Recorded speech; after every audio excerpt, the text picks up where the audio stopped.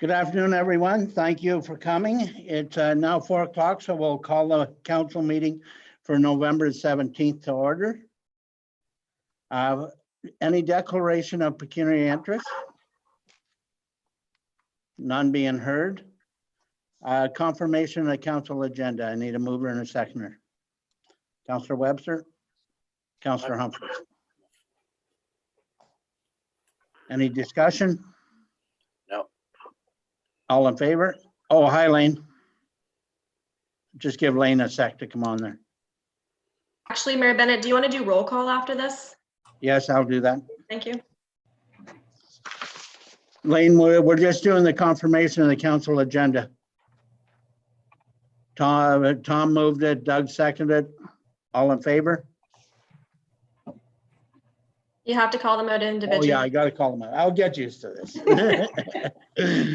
Got 2 years to get used to it yet. Councillor Humphries. Present. Councillor, no, it's in favor, actually. In Doug. favor, pardon me. Yeah. That was roll call. Councillor Webster, In favor. Councillor Carew, In favor. and I'm in favor. It's carried. Roll call. Councillor Carew, Present. Councillor Webster, Present. Councillor Humphries, Present. and I'm present. Does the public participation get called in too? Not until we're during the general government committee meeting. Okay, perfect. We have the minutes from November the 3rd, regular council, and November the 3rd, committee of adjustment. Need a mover and a seconder on the minutes.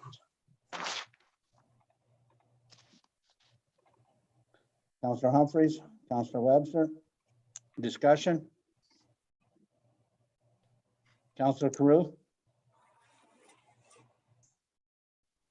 In favor. Councillor Webster, In favor. Councillor Humphries, In favor. and I'm in favor. We have no delegations or public meetings, business arising from the minutes. Anything pop up?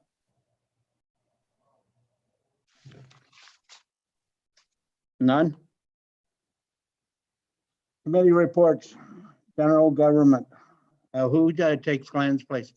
So we'll have to appoint somebody by resolution, which I have something prepared. So if anybody wants to nominate themselves or somebody be nominated, let me know and I'll read out the resolution.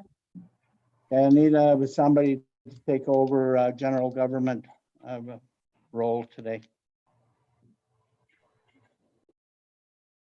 Councillor Webster. Sure, I'll do it. Okay, so that council appoint Councillor Webster as chair for the general government committee due to the absence of Deputy Mayor Campbell. Need a mover and a seconder. Councillor Humphries, Councillor Carew. Councillor Webster, In favor. Councillor Carew, Favor. Councillor Humphries, In favor. and I'm in favor. Thank you, Councillor Webster. Do you want to take it from here then, please? Sure will. Thank you. Thank you for all coming. Spencer and Susan, thank you for joining. Do I need to ask their attendance, please? Yes. Susan Humphries, I am present. Spencer Hoppings. Absolutely present. Great, thank you.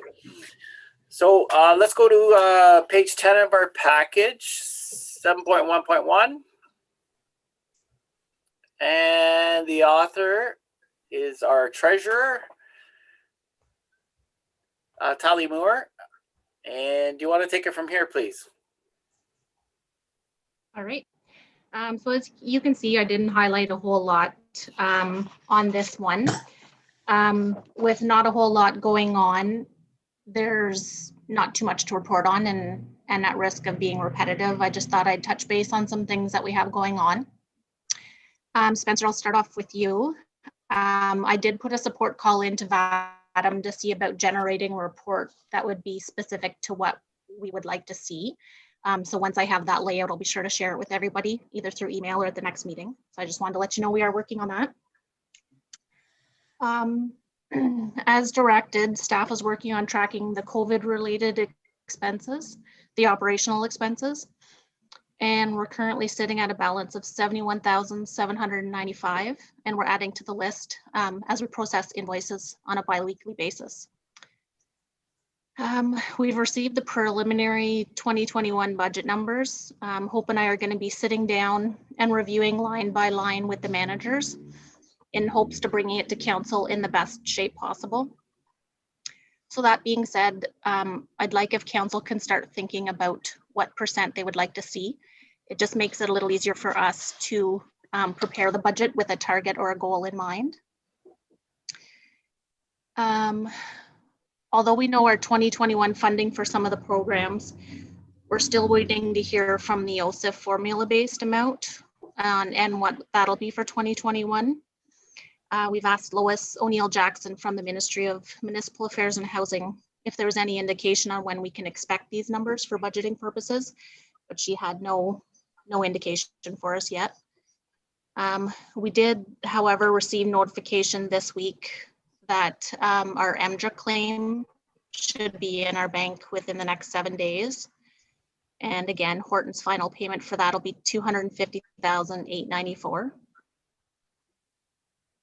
So that's good. I believe this is also in your info package, but I'm just going to talk about it a little bit.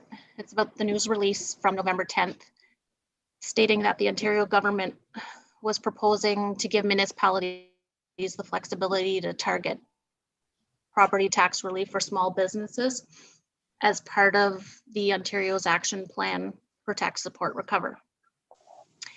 And I think when this release came out, it must have initiated a lot of questions for small businesses because Jeff Foss from the county circulated an email yesterday afternoon. So his email said that he had heard from a lot of municipalities and that small businesses were starting to call them directly. And to date, we have not received any program details from the ministry that can be shared yet. But from what he can tell from his review is that any reduction that municipalities give to the small businesses will have to be distributed to the other classes. And in Renfrew County, that would mean that approximately 80% of the cost would have to be paid by the residential class. So it might seem like we're giving the small businesses a break, but then the other classes have to pick up that slack. So the tax policy working group is supposed to address the issue when we meet in 2021 to review our recommendations to county council. So hopefully between now and then we'll have a little more direction for that. Kind of it for that. Okay. Oh, yeah. Mayor Bennett. Yes, Tom. Yeah, thank you, Chair. I'm just wondering if we could actually put together some kind of figure over the next week. If that's the way the government has come out, it's no kind of deal for the taxpayer whatsoever. It's more of just media propaganda than it is anything. So, but I'd like to know what we're talking about in this municipality as far as what that relief would actually do to our tax base if that's the way it's actually going to fall. I didn't get that message when I got it, but I know Jeff will be right on top of it. So I've no doubt that's probably what's coming forward. Okay, I can look to get that number for you. Thank you.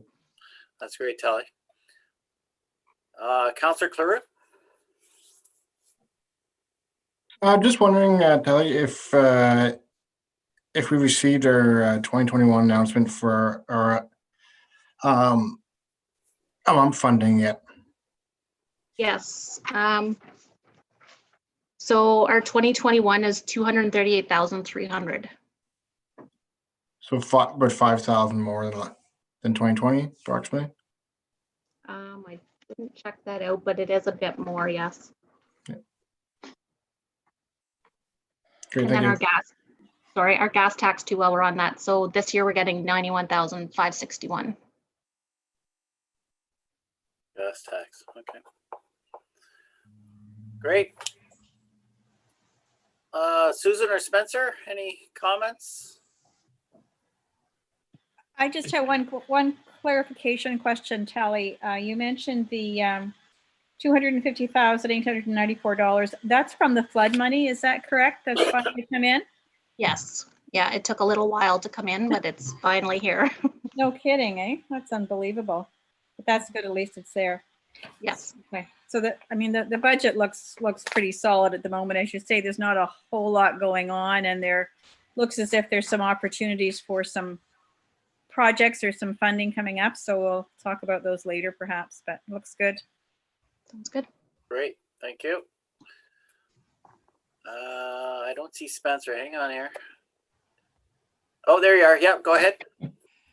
I would agree. You know, the budget looks pretty robust at this point in time. The only question I really have for Hope and for Tally would be: do we have any year-end accruals that are coming up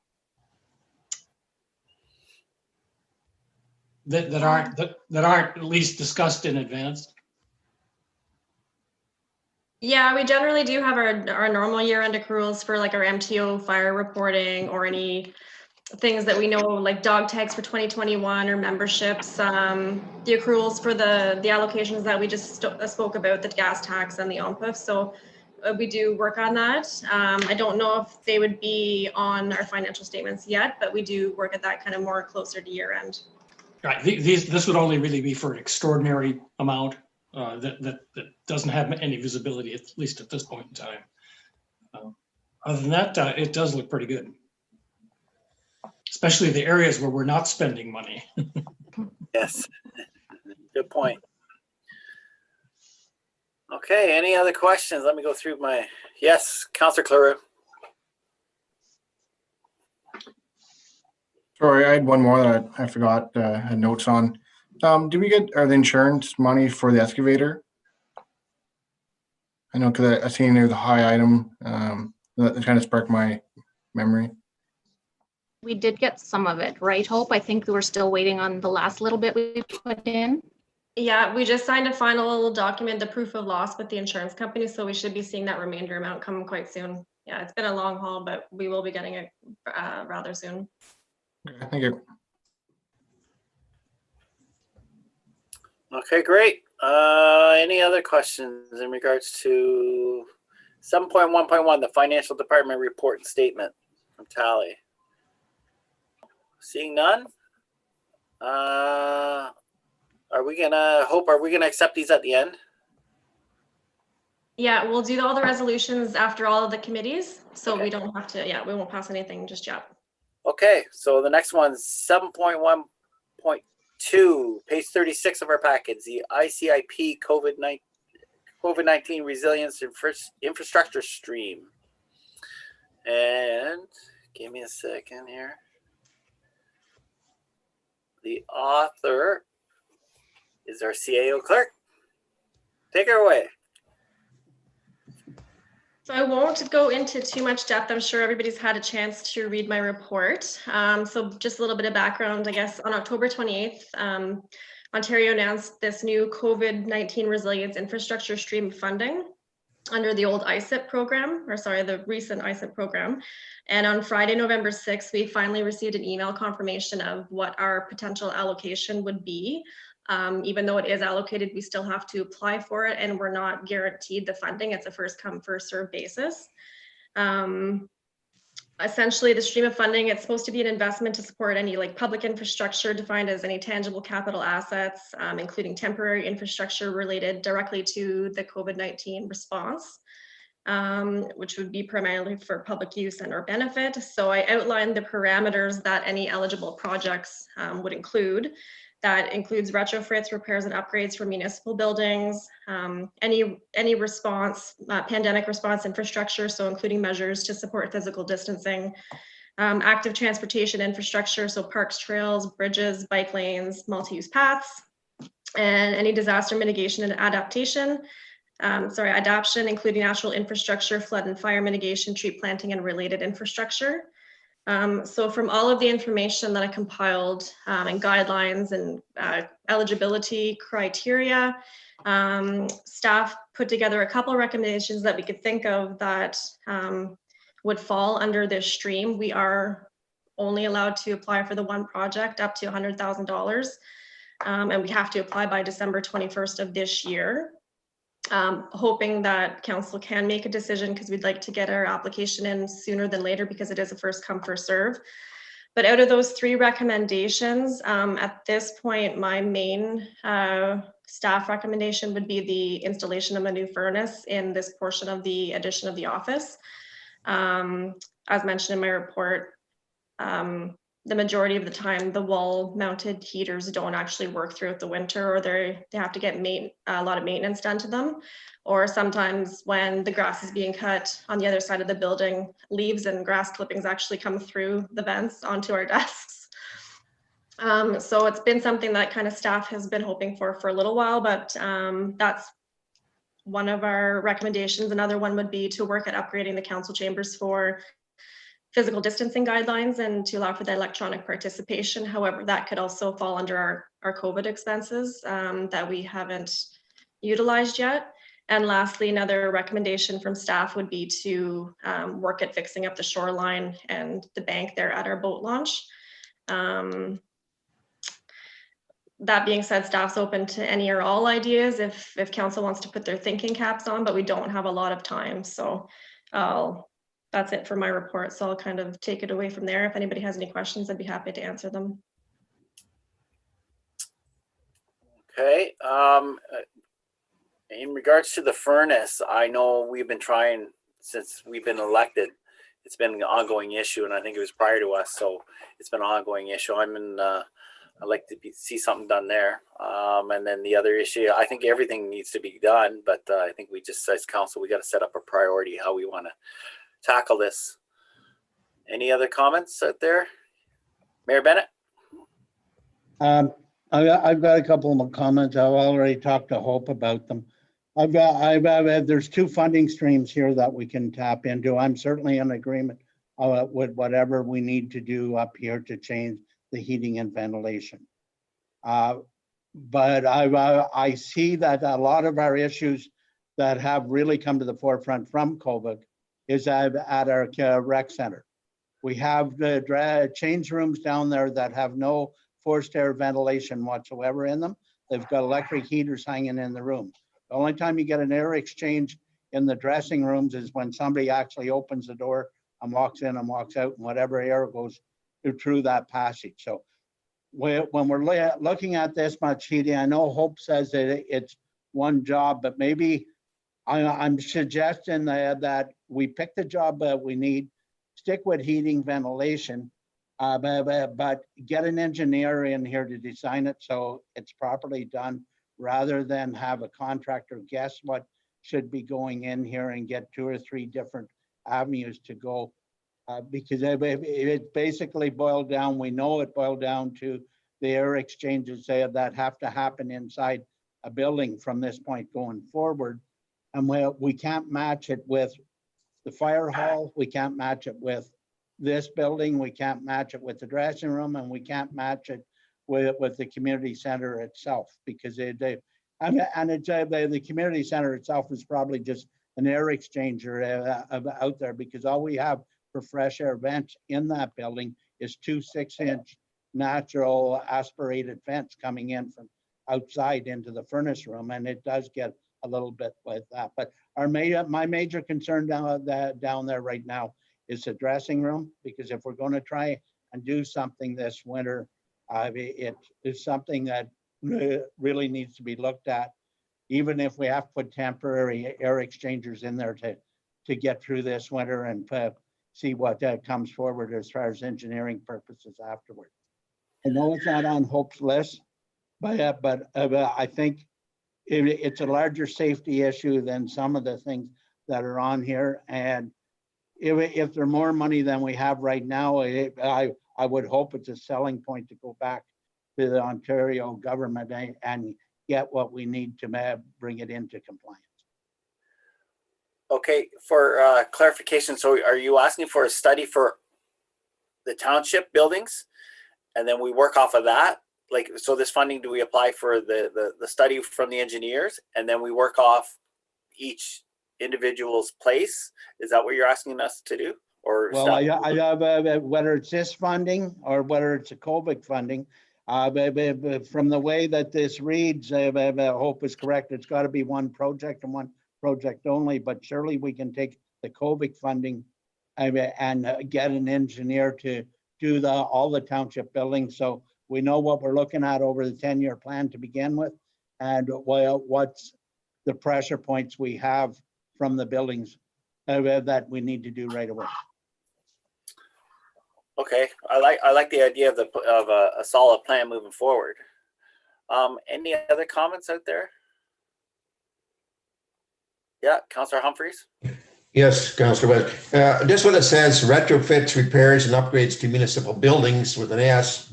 I wonder if it could be put as a package, that we could get them all done as our municipal buildings with the S in the township with the fire, the community center, with the township office. It's in the way I interpret it was for all the buildings. So maybe I'm wrong, maybe I'm right. So retrofit, repairs, upgrades for municipal buildings. So it could be more than one. It's the township properties and investments. So it may be worth checking into doing that way too. Have a study done going forward. Well, that's a good catch there, Doug. Or Councillor Humphreys. What are your thoughts there, Hope? I looked into the nitty gritty. I know my report doesn't say specifically, but to my interpretation, I know it says buildings, but that to me says any municipal building I could choose from. But it was specific to one project only. So I don't know if the engineering design itself for all municipal buildings would suffice and comply with the guidelines. I interpreted it as one project only, that it would be either one municipal building upgrade, retrofit, or what have you. And with $100,000, I don't know how much that would allow for all of our municipal buildings. All right. Okay, Mayor Bennett. Thank you, Chair. This is to Hope. Would our modernization funding cover the engineering then? And leave this funding plus the COVID funding to get the work done? The modernization money for the engineering you're speaking of? Yes. I guess it could, if council justifies that it's modernizing rather our municipal infrastructure, which it would. I would tap into a little bit of that COVID though, because it's in response to COVID response to ensure that the health and safety of our residents is met. I would tap into COVID funding first before modernization, but that would be a council decision. Supplementary, Chair. Yes, go ahead.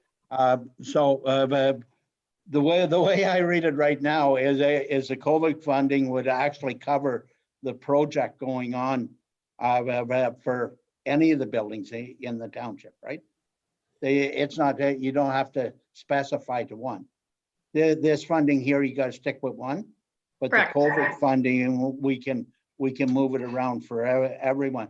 So if we take the modernization funding for the engineering study, and then we still have the two avenues go if we are successful getting this, to actually have it for the infrastructure as we move forward. Yeah, if council wishes to direct staff to do that, yeah. Okay, Councillor Cleroux. Has staff seen the application or the guide yet? I was wondering, like, when I first seen it as Councillor Humphreys, can we just call it HVAC upgrades? Or do you have to specify locations exactly? Like, can we be kind of generic and then do two buildings? Like, it's one project, two sites, but I wonder how specific the application is or the guide. They just released the actual application today. I haven't seen it yet. And the guidelines I've looked in, I haven't seen anything that would reference that, but I can certainly take a double look and bring it back December 2nd meeting, but then that we have to have it in by December 21st. So that's not allowing very much staff time. But then again, that's the province not allowing very much municipal staff time to apply for these projects. Okay. Any other comments? Yeah. Yes, Susan? Yes, thanks, through you, Chair. I guess I'm just wondering with this particular funding, because it's very specific, and as I hear you talking about the HVAC pieces, it sounds as if those might be covered off through the COVID funding. Would it be wise to look at, for example, your shoreline protection to use the funding for this? Because that's not going to be covered likely anywhere else, whereas the HVAC and some of the other things you're talking about could be covered by either COVID or modernization. And it's kind of a single project that might be easier to manage in a short time frame as well. Just a thought.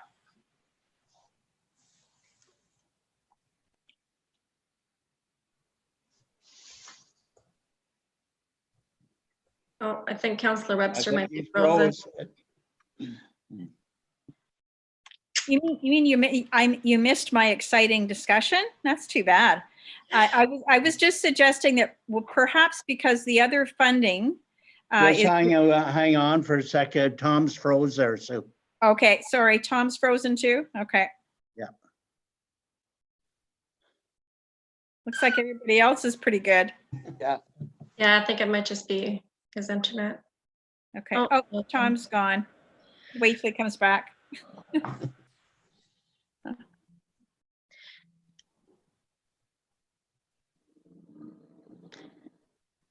Horton's finest on another fire call. Yeah, I can hear the trucks pulling out there. Just before, and I'll repeat myself when Tom comes back. I mean, we could use the modernization money too for the furnace upgrade. You're right, Susan. And for the other HVAC stuff for the COVID funding, we can use that because we've got $70,000 worth left of the COVID funding that for operating expenses that we can utilize. Okay. So really, you're right about the shoreline protection. That's kind of why we added in there. But I know maybe I'm being selfish for staff here in the office that our furnace is a little, our wall-mounted heaters aren't really working properly. So our feet are cold and it's blowing cold air when they're turned off. But perhaps Absolutely. I agree with you there. It just sounds like, because we're also talking about a study, it's not going to happen quickly. I know you'd like to have it done like next month, I suspect, because winter is coming, right? So if you could just go ahead and do it fast, absolutely, that would be my request as well, or my suggestion. But if you are going to go through the study piece of it, then I just wonder about using the this particular funding for the shoreline. Just a thought. I guess I can go ahead. My only issue there, Sue, is I want to make sure that we have enough money to do all the safety issues first. The shoreline itself would be nice to get done. I'm not saying it don't need to be done, but if I take in the buildings that we know are not going to meet code for ventilation and air exchanges, they happen to be human occupied, and it in my mind it's more important to make sure that all our buildings are up to code, especially after the COVID.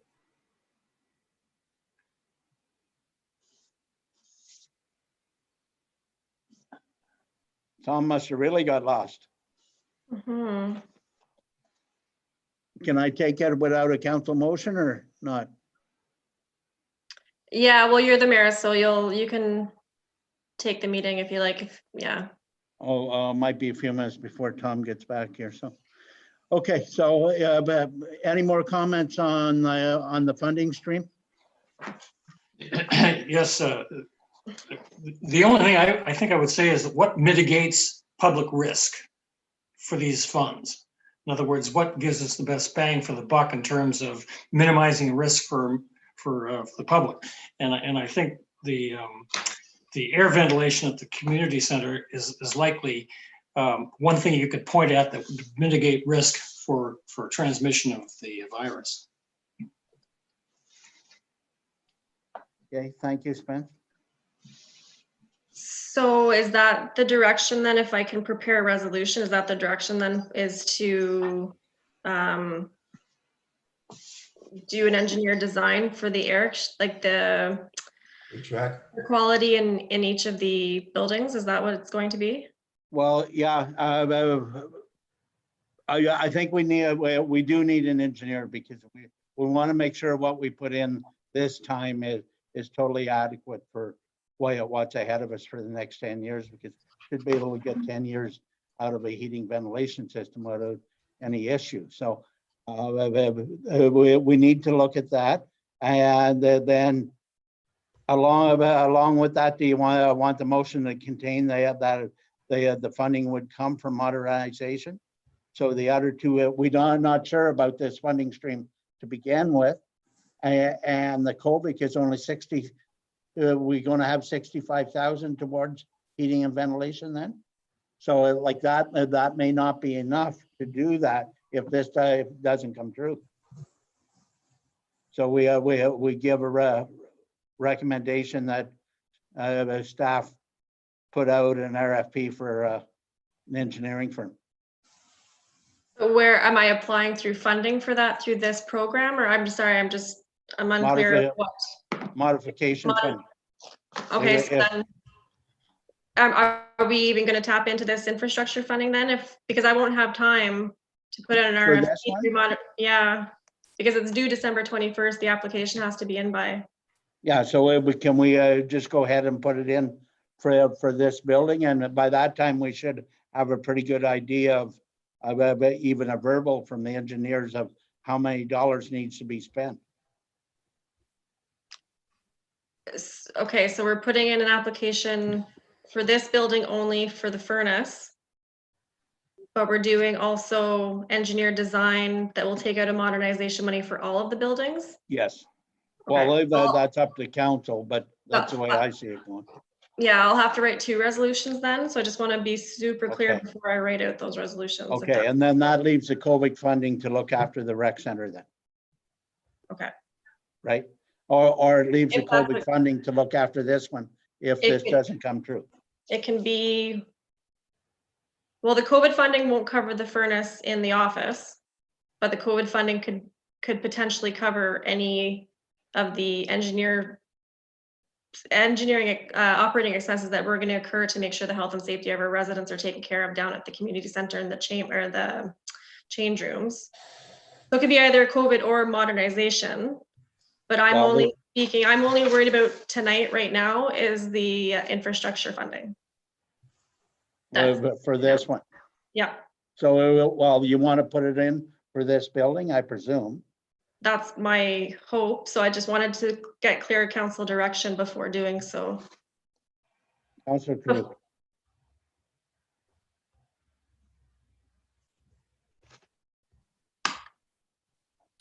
Is it my understanding, so if we applied, is it an allocation of 100,000 or is it up to 100,000? Like if we apply, are we guaranteed or no? We're not guaranteed. It's first come, first serve for the application. So even though they've allocated us our maximum of $100,000, we're not guaranteed that we're going to get that funding. I'm wondering just because in the short timeline to get any, and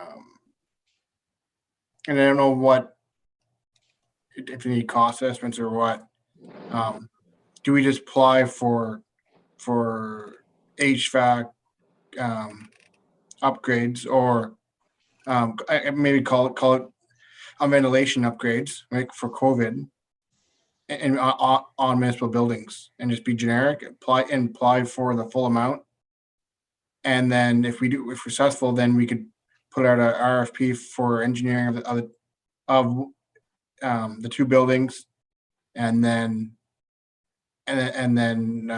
go for tender on that. And if it turns out that if only can do 1 building, it is what it is. Okay. Yeah, I guess we could do that. I know we've already gotten a quote for this building for the furnace here, and it'd be about $45,000 to $50,000, and that's without any engineering. That's just the furnace and the ductwork to be installed.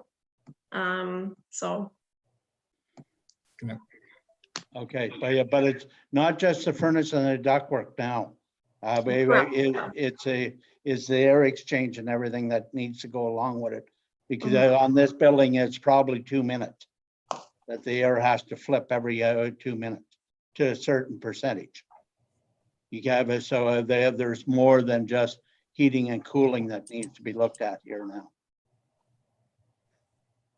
So, Yeah, the only thing I was thinking, just so it doesn't tie us, so that, like, if we're gonna, maybe if we only applied for 50 or 60, but if we applied for the full amount and make it generic, and if we're allowed, and then if we're successful, and then we can engineer it, and then we can put out a tender, and if and we would know cost estimates, if we can do both, great. If we only can do one, so be it. okay, so, but why don't we just do it backwards then? We know we have the COVID money right now. So we do this building with the COVID money. And they can quickly, like, we're not talking a long study here. We're talking probably one visit to the facility with a report coming back within 10 days of what it needs to meet. And do the 100,000 for the down there for the dressing rooms and community hall, and because it's going to be closer to that than this particular building would be to the 100,000 I'm talking about. And use use the modification money to actually pay the engineering. So then the office is left out of that dynamic then? No, using the COVID money for the office. Right? You already have the COVID money, so if we can get this facility up, because no matter how you cut it for the office, we don't need $100,000 in here. I don't know if I could justify a brand new furnace alone with COVID funding. Yeah, I agree with the air exchange, but not the furnace. Oh, That's why? my opinion, because it's new infrastructure, not due to COVID. We're not buying a furnace just because of COVID. No, We're but buying you're it buying, because it's not just the furnace though. Like, it's all, the furnace is the cheap part of it. It's a ventilation and the air conditioning and everything that needs to go along with that. I personally have a hard time justifying that, but that's council's decision Yeah, to make. if I can speak, and I agree, and that's what my question would, that fall into the COVID money. The one argument that, because we need air exchange ventilation, and the current system that you have in the municipal building can't do it, so you got to put in the whole HVAC with ductwork and everything to get that. But I would apply, like, my opinion, I would apply for this, for just if you could, very generic, saying that we're going to do ventilation upgrades and apply for it all. And if we get it, then, because you're supposed to hear back pretty soon, right? I believe. It's in March. Yeah. March, so then it'll be over. But I'm saying if you applied for both, and if you get it, then we can go ahead and get it engineered, and then put a tender for all the same amount. And if we can do 2 buildings for that full amount, great, and we can use the COVID money for something else. Okay, but Councillor Webster's back, and he's chairing this portion. Welcome back, Tom. Yes, You thank can- you. Sorry about that. I had to reset my Wi-Fi. I don't know what went on. Okay, so Sorry, I missed a whole lot of conversation there. I don't know where we're at, or somebody can give me a summary maybe. well, it's easy. Just say yes to everything. I'm still confused. Well, what we're talking about is we have 3 streams of funding. We actually got the COVID funding, which looks like there may be 60 to 65,000 left after Tally does everything else. We have the funding that's before us tonight, but it's not guaranteed funding. It's an application that needs to be filed, and Hope is saying it's first come, first serve. And we have the modernization funding that has a considerable amount in it yet. And I suggested that we use the modification funding to get a heating ventilation engineer in here to make sure that the systems we're putting in have got adequate life to them to look after the facilities. So that's where we're at. Hope got a little bit of different direction, but we can reel her in. So, but basically, it boils down to Councillor Carew saying that he would like the application to show all the buildings, and then use 100,000 to do as much as we can in all the buildings. I think I got most of that covered, right? So that's where we are. Okay, as long we got to fall under the criteria of each grant, and if that will, I'm in favor of doing that, but I don't want to miss out either. So, And I if don't I, know. oh, sorry, Councillor Webster. If No, I could add just one thing, we can't exceed, our application can't exceed, like the project can't exceed the $100,000 threshold. So I will likely have to obtain quotes for everything that I'm applying for prior to the application. So just so that council is cognizant of that, just to make sure that we don't exceed that amount. But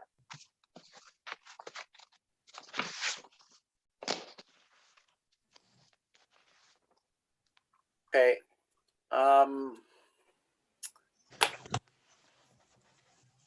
I think there's a little. I think I'm still unclear of where we're going to go with whatever funding to fix whatever building we want to fix. So I'm feeling that maybe we get a summary.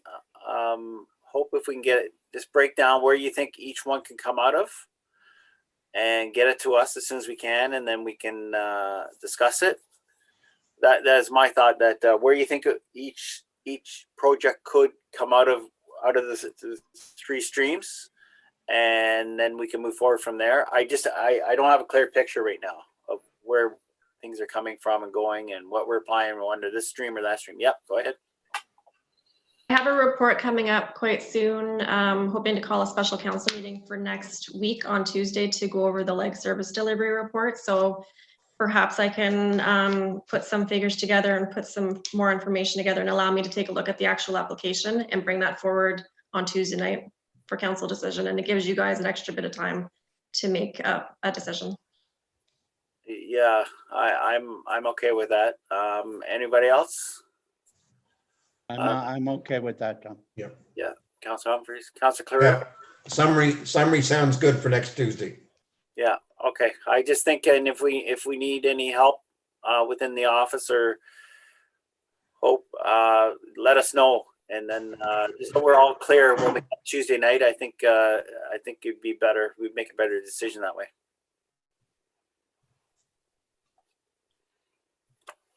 Anything else on that one? Sorry, I missed it.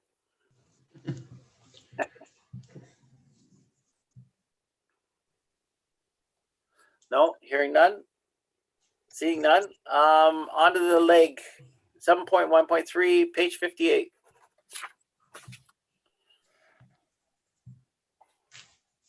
And back to the agenda. Bear with me. Lost everything here.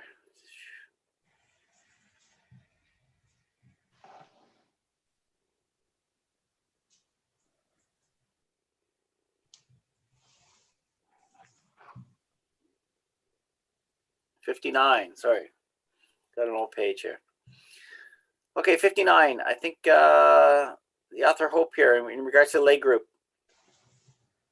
So just what I just referenced, we have our leg final report that I've provided to all members of council as well as staff to review. Hoping it's a fairly lengthy document, and I'd like to review it with council to go over and allow us to receive the report that was provided by our consulting company. So I was hoping in conversation with the mayor that we were going to hold a special council meeting. So we weren't pressed for time, and I tentatively scheduled it for Tuesday, November 24th, which is next Tuesday at 4 p.m. So hoping that works for everybody, and I do have a resolution later on to pass for that. Any discussion on that? Yes, Mayor Bennett? Thank you, Chair.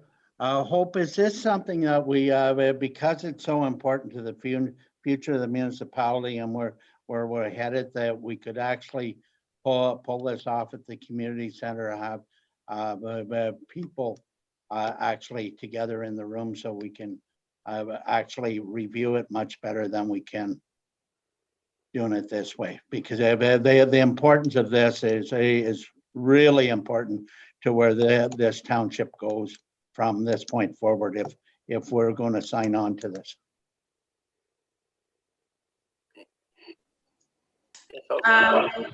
We certainly can hold an in-person meeting that Tuesday night, specifically at 7:30. There it is. The hall is rented for a Zumba class.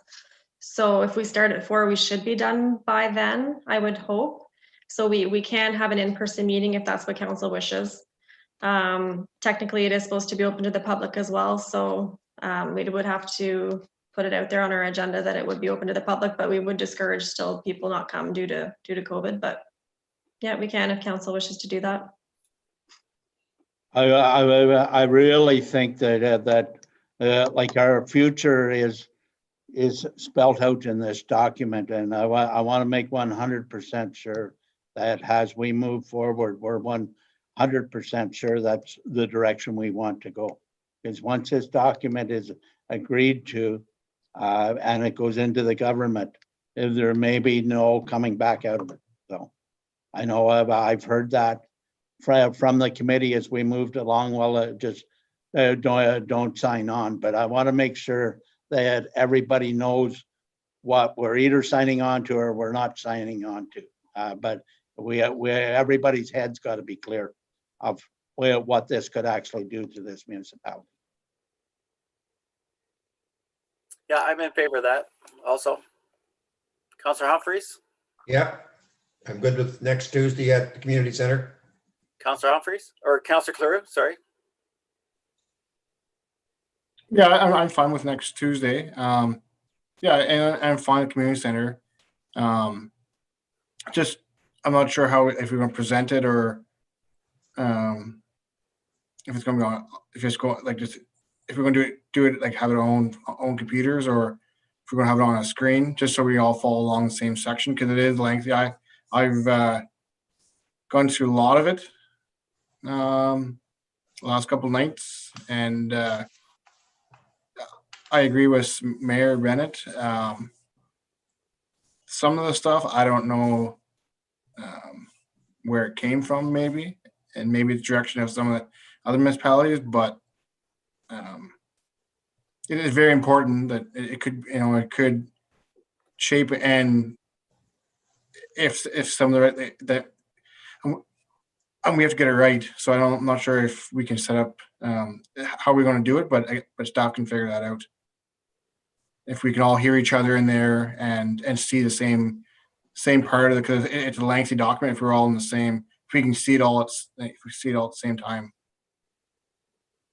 It is a lengthy document, and I was hoping, I put it out there, if any members of council actually want a paper copy. Me personally, I prefer to read through it as a paper copy, not online. So if you would like a paper copy, let me know. In terms of presenting it, I'm not going to be presenting each page. It's about 500 pages. So I'll be pulling out the recommendations, ones that we don't agree with, ones that we potentially may agree with down the line, but it is pretty important that we look at each of them. But would it be worthwhile to set up upstairs where we could still socially distance, but maybe it might be easier for all of us to hear each other in the community center? Mayor Bennett? The hearing each other is not going to be a concern, but the time limit But it's not going to be possible to extend the time limit upstairs because you get distracted from what's happening downstairs. But is it really necessary we do it Tuesday? Maybe we can move it so that we're not under any restraints time limit wise. I'd rather, if we're into it, I'd rather not be under the clock to get out of there in 2.5 hours. It's not necessary. I just picked Tuesday because that's normally our council meeting evening. We can move it to Wednesday, Monday. Zumba's in there Tuesday and Thursday evenings at 7:30. So any other evening would work fine for me as long as it works well for council. And that being said too, I mean, we could probably make, if it's, well, no, I guess I was gonna say the council chambers here, depending on the number of staff that may come out. So no, never mind. I digress. Well, I would hope we're going to have a good number of staff because it really reflects on what's happening to them going forward also, right? Mm-hmm. Yes, be nice to hear their comments. Councillor Cleroux? I can't do any Wednesdays. Nada. And is it, I don't know, Mayor Van's going to go after me on this one. Is it on here, but if actually shown, like if you shared your screen, Hope, and went through like the recommendations or we're sharing it, is that too hard on here that we're like, that's sharing the screen and we can all talk about it, or do you think in person is a lot better? I'm fine with either or. I'm becoming an old pro at sharing my screen on these Zoom meetings, so it's whatever council wishes. Staff will adapt to. Yeah, I'm either way. Also, I'm available Monday or Wednesday. So, and Councillor Humphreys, can you? I'm good for Monday. Yeah. I'm good for Monday. So I'm good for Monday also, and I would prefer to actually, I'm not going after Lane tonight, but I'd prefer if it was in person because I really feel that we've done a 15-year step back because originally when this was called, it was to save 4% on our budget. Now we've added about at least 2 more zeros to that. Only they're not saving. They're our budget, and it's not in this council's control anymore after this is signed. So I see it as a way to come across with amalgamation in a little different tone than it was handled before, to tell you the truth. And I really don't want to go down that route. I've already lived it. I thought it was over, and it appears to be very close to that coming down the stream again. yes, I'm as far as I've got through it, I haven't seen any savings. I only get a big cost to the taxpayer so far, but I haven't finished reviewing it at all. So Hope, are we okay to set up? It sounds like Monday. If we can set up Monday there at the rec hall. Yeah, I can. I don't think COVID testing's in there either, so I'll set up for Monday. I'll follow up. Are we doing it at 4 o'clock? 4 o'clock Monday, and that'll give me time. I'll have to find a projector screen and make sure that that all works. But yeah, we can do it for November the 23rd at 4 o'clock on Monday. Okay.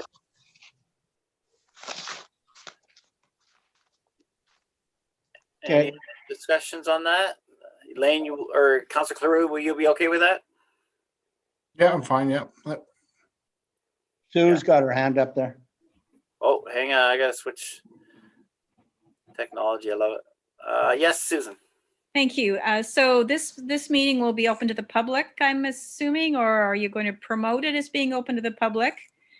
And I guess a question, is this part of general government? And if so, do you expect Spencer and I to be there? We haven't got the report at this point either.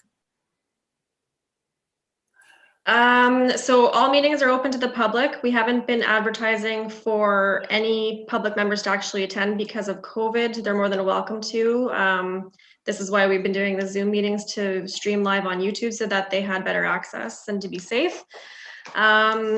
council wishes, I mean, it's a council document and staff document. If council wants to engage the general government committee, by all means, I can forward you the document so you guys can have your say as well. I'll leave that one up to council. Council thoughts on that? Councilor Cleroux. I think if you two want to, I would recommend not to. It's a lengthy document, but it's, I think if you two want to, I'm fine with that. Okay. Or Mayor Bennett, sorry. Don't be moving my municipalities here.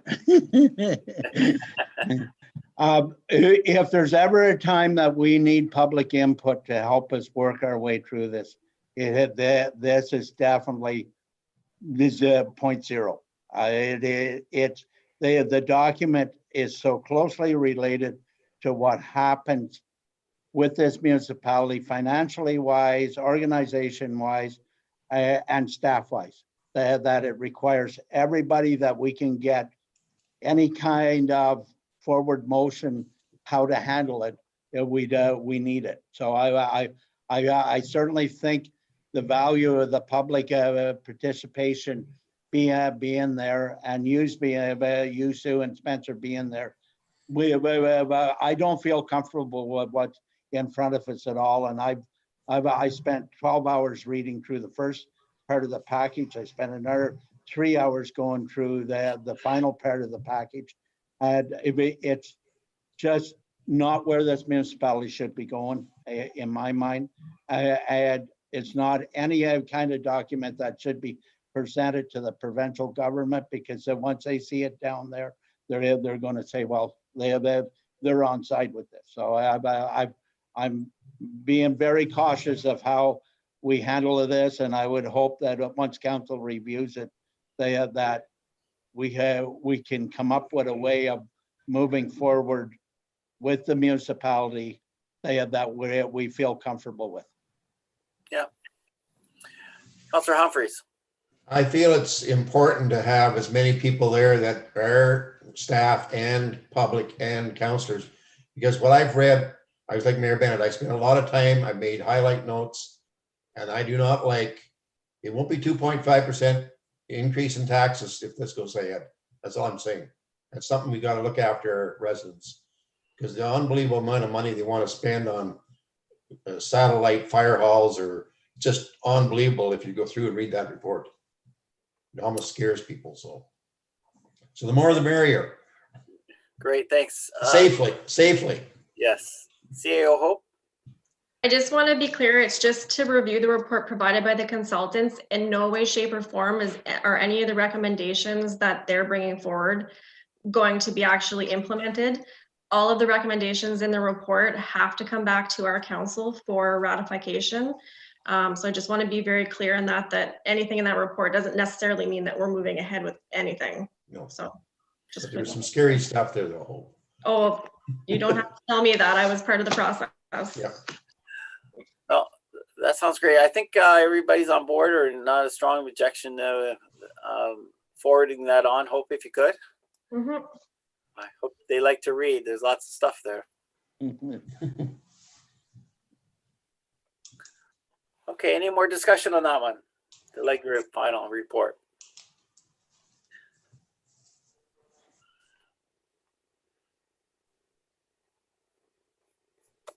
Okay, hearing none. Let's move on to 7.1.4 Inclusive Community Grants Program.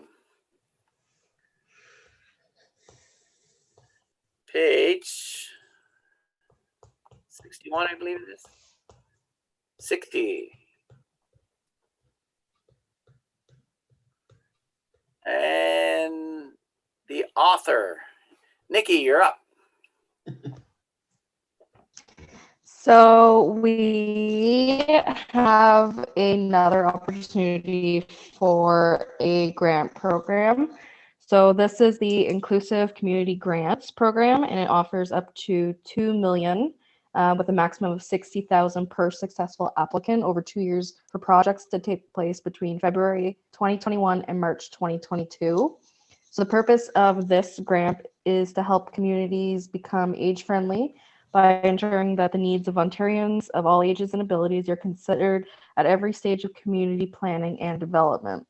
So this is kind of part with another, it's basically another accessibility grant.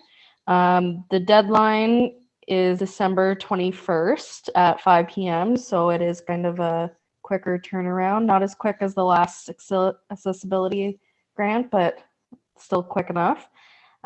So all applicants will receive a decision regarding their application during February 2021, and then they can begin after agreement is in place and have to be completed by March 31st, 2022.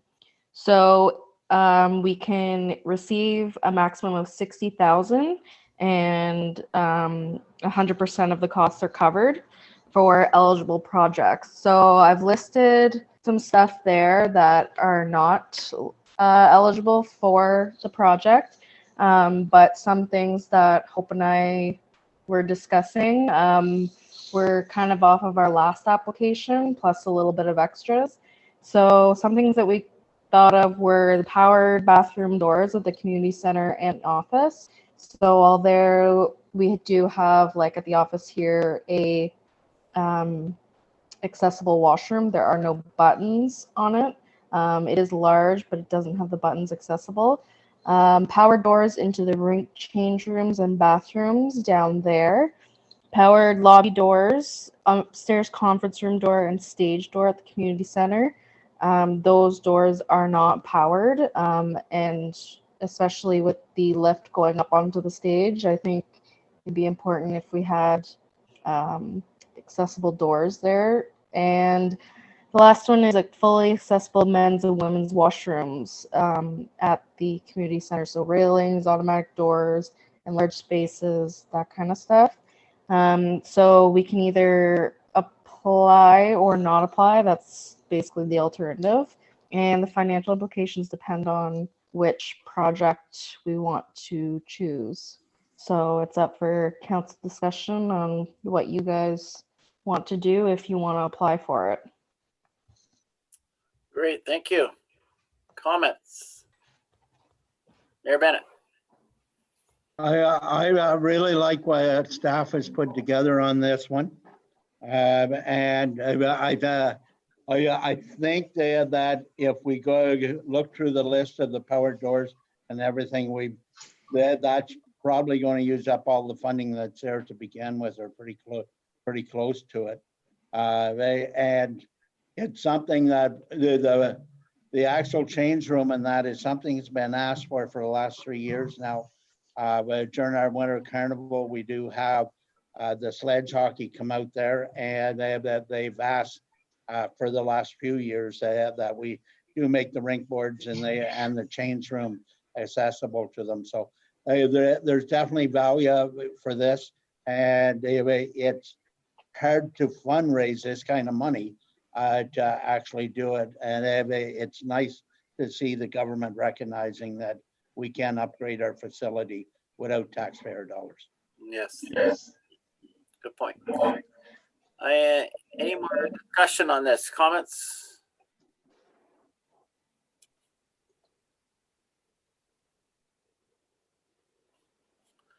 Hearing none. Seeing none. No, I think it's a great program. Let's keep trying for this stuff. I think it's very important, and it'd be nice to be consistent within the room as Nikki's in the rec hall, as Nikki said, in regards to the lift, that, you know, we have the lift to get on the stage, but we don't have the door access operators to get up there.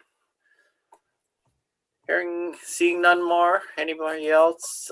Let's move on to the last one, 7.1.5, accessibility compliance reporting webinar summary. And the author, I believe, is Nikki again. So this one's just a summary for a webinar that Mayor Bennett and I were in a few weeks ago. So Jennifer Charkavy from the town of Renfrew organized a Zoom meeting for municipalities in the county of Renfrew regarding the accessibility compliance reporting due December 31st, 2020, which we actually just got notified today that they have extended it to June 2021. So this meeting was just a check-in to see where municipalities that can assist with reporting. Tyler Cox from the City of Ottawa was present for everyone, highlighting his experience with accessibility reporting and not meeting the requirements. So during the summer, I did contact our website coordinator, Evan Burgess, to do an accessibility audit on our website. And it does conform with the Web Content Accessibility Guidelines, Level 2 AA. So that is essentially what we have to meet. So he did put it through a website generator and it searches everything on our website. And we did comply, so that was good. So the next step is for the township to file an accessibility compliance report, which aligns with our accessibility plan that was passed last year. So another step to look into is an accessibility for PDF or Word document courses, especially for the office staff, just to make sure when we do upload to the website, everything is compatible. And the County of Renfrew was offering courses last spring and summer, but due to COVID, they were canceled. So I know I've been keeping an eye through the AODA and everything if they're putting more courses on to sign up, but nothing so far. So just an update on that one from Mayor Bennett and I. Great, thank you. Discussion.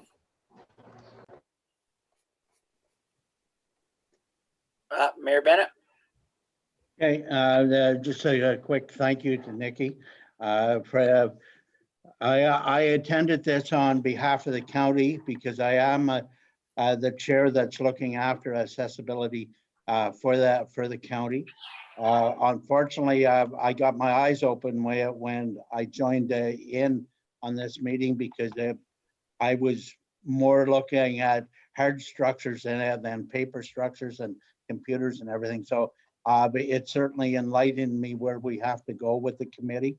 I've actually been part of the committee since the first of the year, but this happened to be my first meeting because of COVID. So I certainly thank everybody for putting it together and realize how far I've got to dig into this in order to be knowledgeable on what has to happen.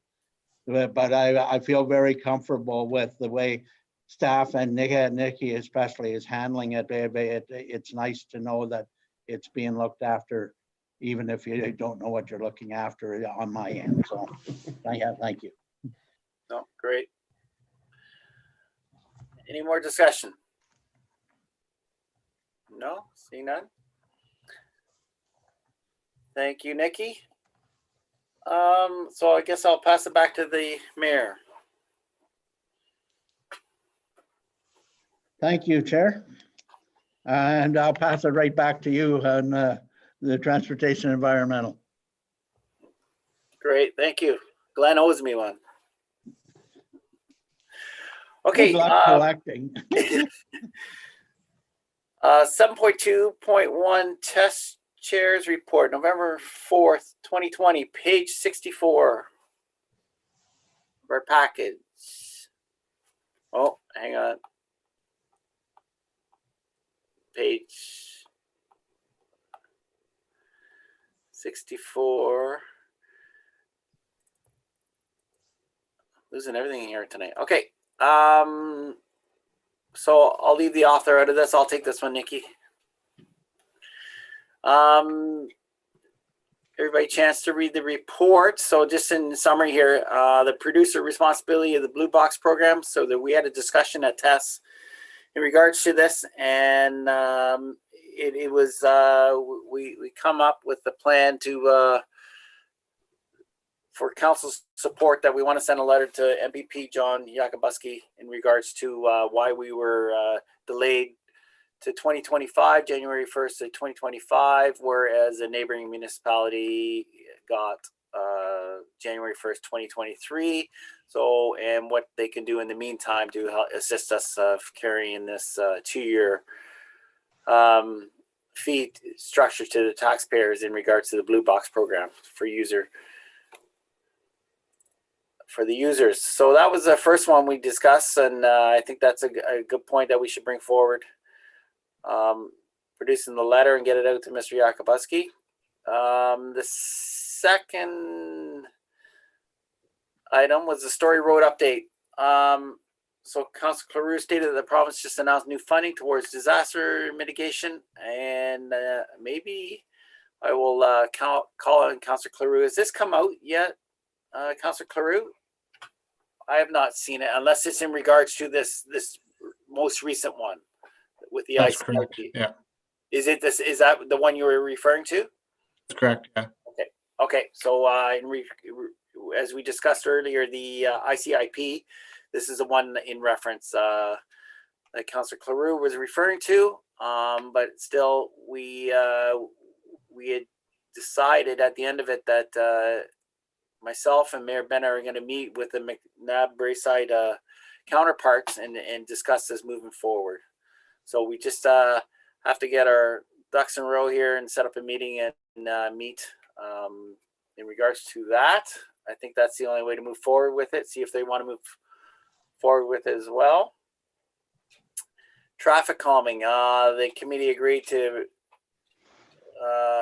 for Public Works Manager Adam Knapp's recommendation to purchase the 2 EVL11 solar powered feedback display units. A little bit of discussion on that, what would be best, and we're all in favor of moving forward with that, the purchasing of that, and that was be funded through the Modernization Reserves Fund. Next item, proposed 10-year capital plan. That Whitten Road got changed around, but it was a plan brought forward, and we just had a discussion on it that we should bring this forward in a different angle. And Thompson Hill, we don't want to forget about, and everything else. So that's going to be discussed at a later date. Adam, myself, Treasurer Moore, we're going to meet in regards to how we can get this on the same page moving forward. Any discussion on that report? Seeing none? Any comments? No? Okay. Next item, and this was added to the agenda, I believe yesterday, truck number 4 auction result. Hope, is Adam joining us, or? No, he won't be joining us for this portion. I can answer any questions if anybody has any. Okay, so maybe I'll just summarize and then you can fill in the blanks. So it was brought to council that the first time we went through Gov Deals, we got a bid, I believe, of 18.5, and brought to council. We wanted to set a minimum of 22,000. So we thought we would re-advertise, or we elected to give direction to re-advertise, which Public Works Manager did. He did re-advertise, and we did get the minimum amount of 22,000, and the results were added to in your correspondence. Moving forward with that. Do you want to add anything to that, Hope? No? Any discussion on that one? Yes, Mayor or Councillor Humphreys. I just, sorry, but I knew the truck was sold, and that's great. What was the cost of our speed trackers? Oh, Councillor Cleroux maybe remember. He's got more familiarity with it than I do. Just a ballpark figure, Councillor Cleroux. Yeah, I believe it's around 8,000 for everything. It's about 3,000 for the signs, or 3,500 for the signs, and I think like 1,500 for the counter itself. Okay. Yeah, and I believe that was the recommendation was for modernization in the 2021 budget. Thank you. Great, thanks, sir. Thank you, Councillor Carew. Any more discussion on that one? All right, I am gonna pass it back to the mayor. Thank you, Chair. I'll give you a 30-second break now. A correspondence summary, the information correspondence. Councillor Humphreys, you want to take the start on that? I sure can. Just made some notes here. So there's a couple things I found in the information package was, of course, the ongoing broadband and cellular for unserved and underserved communities. And one thing I did see was the seniors active living centers or the inclusive community grants. And since Horton has a lot of seniors, and to keep them in their homes, we can make use of the senior home safety tax community of 25% up to $10,000. And that can be posted on the website with more information, because with the paramedics going around doing day-to-day visits, they have an idea if they need to have ramps, hand railings. There's a lot of stuff from that seniors home safety tax credit that may be applicable for the Horton residents, as our residents are getting older and they do want to stay in their own homes. So I think that's something that we can, as we get more information, put it on the website, so and maybe promote it a bit, because it's a good way for people. We want to keep them in Horton to pay taxes, so it's a plus. So if they need some ramps in their houses or you know, a raised walk or something, that's something, the grant that could be used there. So anyway, that's my two things I was checked out. So thank you. Councillor Webster? Oh, great. A couple things. So good news on the $1 billion announcement, $1.75 billion announcement for the broadband across Canada. That's all good news for us in this area, hopefully. And then the items down there, OWMA News webinar. So that's a Blue Box program, information in there. And I'm going to try to attend the webinars. Also, I believe Adam is as well. Maybe Hope has some background on that, if he is. He actually attended one this morning, and I believe it's the same one. I think they staggered them over a couple of dates. So yeah, he did sit in on one today already. Yeah, the one today is a played again tomorrow. So that's the one I'm attending, I hope. So, and that's all I had, Mayor. Thank you, Councillor Webster. Councillor Carew?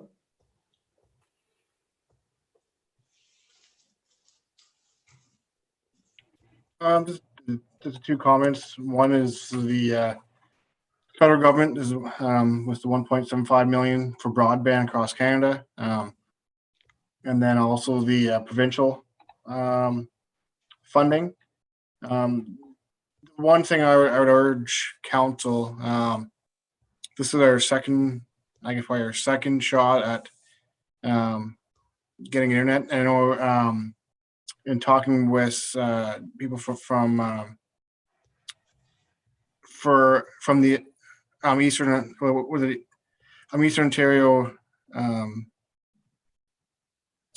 network. What do they call it? What's the EON?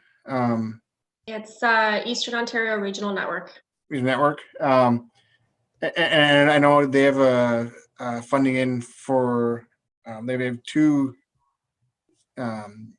items. One for cell based, like cell towers expansion, and the other one is for more and for 1 gig to the home. One thing with council, I think we should be talking to the ISPs locally, and local ISP like GoZoom and Cogeco and Bell and whoever parties, just to make them aware that certain area gaps in Horton Township, so we're not missed. It's one of the things. I know that there's a lot of money, but it'd be terrible if we were missed in this expansion. So it'd be nice to show these companies that here's a map or here's areas that we're lacking in Horton Township, and if we can get them surfaced, because we are rural, and and be very unfortunate, and you see it with lots of expansions, is that even if the one company is in a certain area because it's dense populated, they're using the same money or same going after they're going after the same area. So you have two companies servicing one area where the neighboring municipality that have nothing. So I would recommend that we schedule a meeting as staff or council or maybe create a committee that that pushes these companies that make that Horton Township and these certain areas that are lacking. That's all I have. Back to you. Okay, thank you.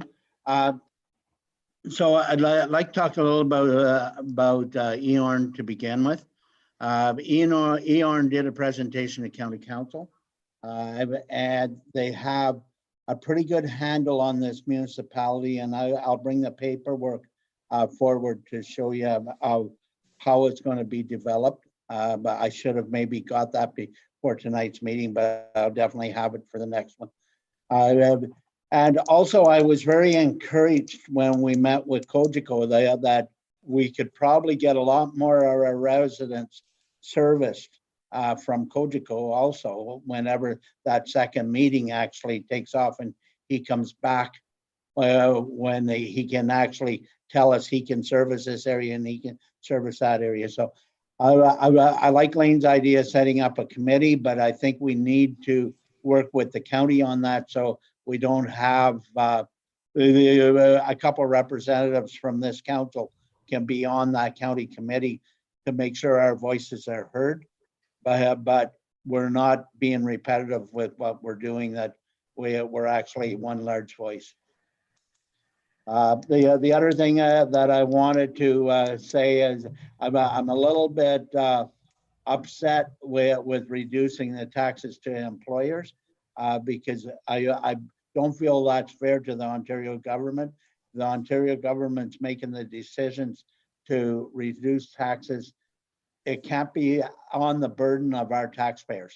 It should be the burden of the province to look after the reduced taxes and to help us kickstart the economy to get our actual tax base back to where it was previous to COVID. And that we need to express, I feel we need to express that concern to our MPP to make sure that our voices are being heard in Toronto. I do want to thank John because I do think that the disaster relief money that came through was probably funneled from him because a few mayors, including myself, got on him over getting the disaster relief money, and he obviously heard it because it's been on the books for 19 months now, and I had the opportunity to talk to him direct on the phone about 3 weeks ago, and it appears what was said, not just from myself, there was other mayors that were talking about it, that our voice was heard, and he actually came through with it. So there's great value in talking to our MPP. He does listen to what our concerns are, and he moves on the matters as quickly as he can when he gets back to Toronto. So that's about all I have on that. Anything else? Okay, action correspondence, we have none. Bylaws, we have none. Notice to file motion for next council meeting, we don't have any, right? Hope you're not smiling. Council and staff members' concerns.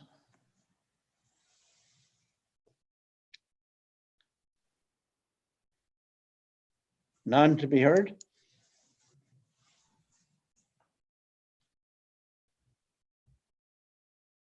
Motion for reconsideration, debate on the motion only. None. Resolutions, Hope. That council accept the financial departmental report and statement as information. Mover and seconder, please. Counselor Webster, Counselor Humphries. Any discussion? Counselor Humphries, In favor? Counselor Carew, In favor? Counselor Webster, In favor? and I'm in favor. Carried. That a special council meeting be scheduled for Monday, November 23rd at 4 p.m. at the community center to review and receive the final report provided by the Dillon Consulting for the leg group service delivery review. Mover and seconder, please. Counselor Humphries. I have a seconder, Counselor Carew. Any discussion? Counselor Webster, Favor? Counselor Carew, In favor? Counselor Humphries, In favor? and I'm in favor. It's carried. That council accept the accessibility report as information and agree to direct staff to apply for the Inclusive Community Grant Program for the following project: powered accessible doors within the community center, outdoor rink change rooms and bathrooms.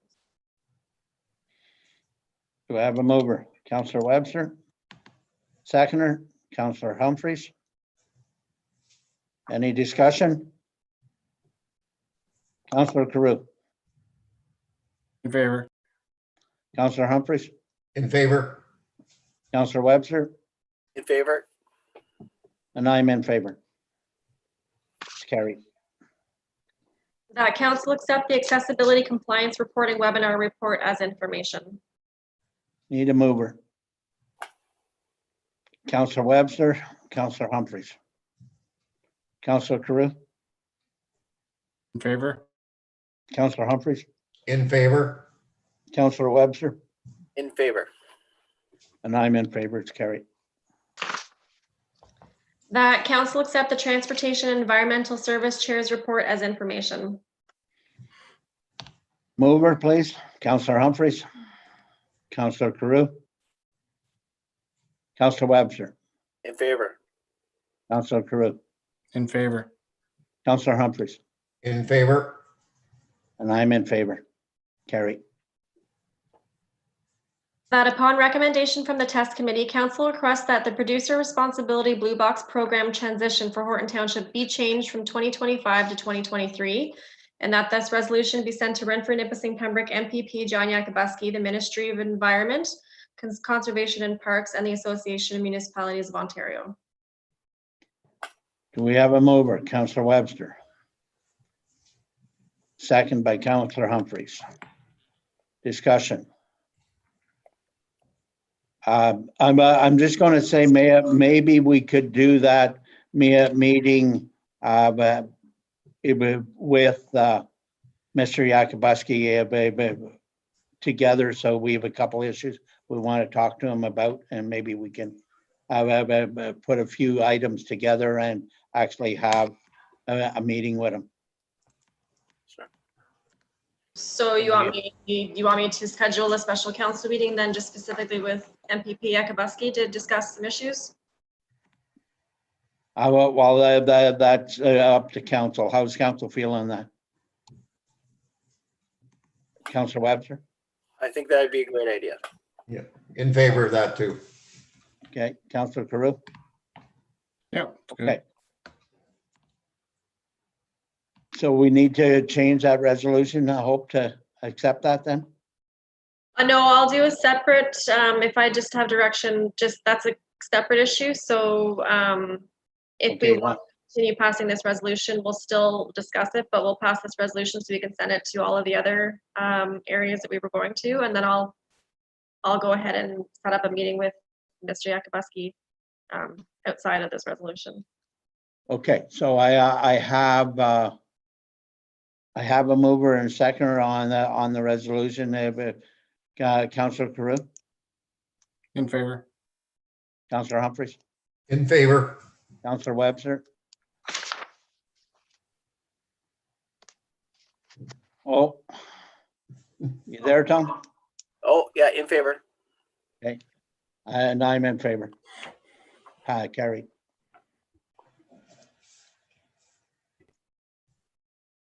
That upon recommendation from the test committee, council directs staff to purchase 2 EVL 11 solar powered feedback display units and 1 TL battery powered speed tracker, and that this be funded from the modernization reserves fund in the 2021 budget. I need a mover. Councillor Webster. Seconder. Councillor Humphries. Any discussion? Councillor Carew. Sorry, I just thought about, should we be like that exact on model and make? Should we say that just two radar signs and 1 radar counter? And that way, if better price comes up or different manufacturer, it's not really tying us. Does it matter, or? Well, that's up to council. I wasn't part of the test committee, so I'm not sure what was originally confirmed with the decision. Maybe Councillor Webster can speak with that. Yeah, I believe those are the prices that he quoted. He had quoted a couple different, then he brought them forward through tests. Yeah. But I Okay, that's fine. okay. Okay, any more discussion? Councillor Webster. In favor. Councillor Carew. In favor. Councillor Humphries. In favor? And I'm in favor. It's carried. That council accept the offer of $22,000 plus HST for the surplus asset known as truck number 4 for the 2011 International Tandem Plow Truck. Need a mover. Councillor Carew, second by Councillor Webster. Any discussion? None being heard. All in favor, Councillor Webster, In favor. Councillor Carew, In favor. Councillor Humphries, In favor? and I'm in favor. Carrie, That council accept the CAO clerk's information memo for November 17th, 2020. mover. Councillor Carew, Councillor Humphries. Any discussion? Councillor Webster, In favor. Councillor Carew, In favor. Councillor Humphries, In favor? and I'm in favor. Carrie, That council went into a closed session at 5:33 p.m. to discuss the following items pursuant to section 239(2)(b) and E of the Municipal Act. Personal matters about an identifiable individual, including municipal or local board, Thompson Road, and E, litigation or potential litigation, Grantham Road. need a mover to go into close, please. Councillor Humphries, Councillor Webster, Councillor Carew, In favor.